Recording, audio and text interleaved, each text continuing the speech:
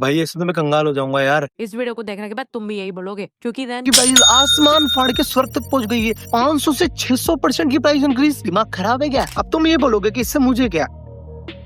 जिस डिवाइस में तुम ये वीडियो देख रहे हो, तुम्हारे पास जो लैपटॉप है, तुम्हारे पास जो कंप्यूटर है, उनमें स्टोरेज के लिए विमल के थैले तो लगे नहीं होते, तो उनमें लगती है रैम, एंड उसी की प्राइस तो बढ़ रही है भाई। तो सिंपल सा कंक्लूजन ये निकल के आ रहा है कि जिसको भी जो भी खरीदना है फुर्ती से खरीद लो, क्योंकि भाई प्राइसेस नीचे आने वाली नहीं है। क्योंकि इन फ्यूचर ये इंडस्ट्री आगे जाके और ज्यादा ग्रो करेगी, वैसे वैसे इन चीजों की डिमांड बढ़ेगी, एंड डिमांड बढ़ेगी तो प्राइस तो स्काई रॉकेट और ज्यादा करेगी। तो भाई मेरे को लग रहा है आने वाले 1-2 साल में खुद का पीसी बिल्ड करना तो यार